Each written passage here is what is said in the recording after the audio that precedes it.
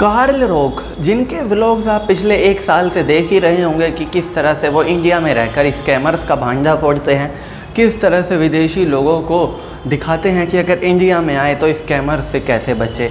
इसके अलावा इंडिया की उन खूबियों के बारे में वो अपनी वीडियो में बताते रहते हैं जिनसे बहुत से इंडियन भी वाकिफ़ नहीं।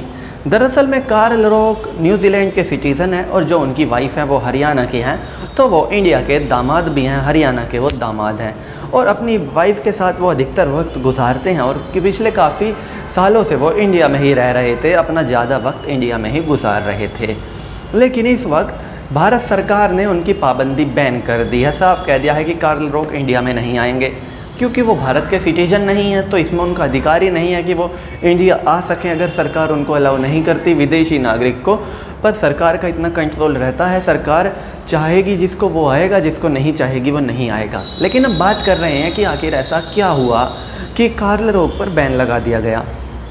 इसमें सिर्फ दो ही कारण हो सकते हैं जो सामने दिख रहे हैं। अगर कोई तीसरा कारण है तो वो तो बैन लगाने वाली एजेंसियों को ही पता होगा, लेकिन जो दो कारण सामने दिख रहे हैं, पहला तो ये पिछले 6 महीने से कार्ल रॉक पाकिस्तान में थे, उससे पहले भी पाकिस्तान जा चुके हैं और अगर पाकिस्तान कोई ज़्यादा वक्त तक रह ले, चाहे वो किसी भी देश का और वो इंडिया आए, तो उस पर शक तो जाता ही है। जाहिर सी बात है, मुंबई हमले का मास्टरमाइंड जिसको कहा जाता है, एक जो विदेशी नागरिक भी उनमें शामिल था मास्टरमाइंड में, नाम था रिचर्ड हेडली, जो काफ़ी दिनों तक पाकिस्तान में उसने वक्त गुजारा था और उसके बाद वो इंडिया भी आया था। विदेशी नागरिक की वजह से उस पर किसी का शक नहीं हुआ और बहुत सारी जासूसी उसने लोकेशंस की करी।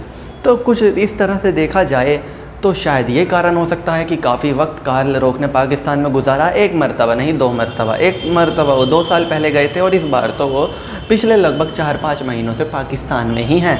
पाकिस्तान में जाकर वो व्लॉगिंग कर रही हैं। हालांकि जो विदेशी व्लॉगर होते हैं वो इंडिया पाकिस्तान दोनों में जाते रहते हैं, लेकिन ऐसा बहुत कम होता है कि फ्रिक्वेंट विजिट होती हैं इंडिया से पाकिस्तान, पाकिस्तान से इंडिया।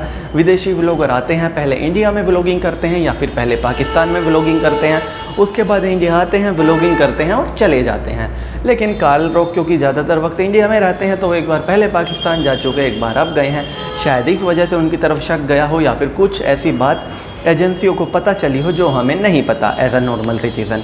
इसके अलावा जो दूसरा कारण है जो लग रहा है कि वही होगा, जब विदेशी नागरिक भारत आते हैं, यानी कि जो विदेशी नागरिक होते हैं और उनके पास इंडिया की सिटीज़नशिप नहीं है, तो उनको एडवाइस दी जाती है कि वो किसी भी तरह की पॉलिटिकल जितने भी विरोध प्रदर्शन होते हैं सरकार के खिलाफ, धरना प्रदर्शन होते हैं, किसी भी तरह के पॉलिटिकल धरनों में या कोई भी विरोध प्रदर्शन हो सरकार के खिलाफ या कोई भी चीज़, इन सब में शामिल नहीं होंगे। ये एडवाइस दी जाती है। एज अ टूरिस्ट आए हैं या फिर जिस भी काम से आए हैं वो काम करें और उस काम के बाद चले जाएँ। और कार्ल रॉक के जो ससुर हैं, मतलब जो उनकी वाइफ के पति हैं, वो पॉलिटिकली एक्टिव हैं।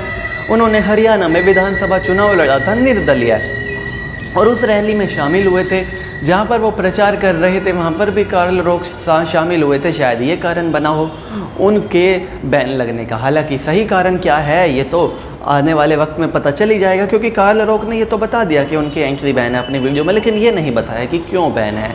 जाहिर सी बात है कुछ रीज़न तो रहा ही होगा। तो चलिए दोस्तों, मैं चीनू दहिया फ़िलहाल इस वीडियो के लिए इतना ही। आगे भी इसी तरह की देश दुनिया, बॉलीवुड और खेल की तमाम खबरों के लिए बने रहिए द चौधरी के साथ। जय माता दी।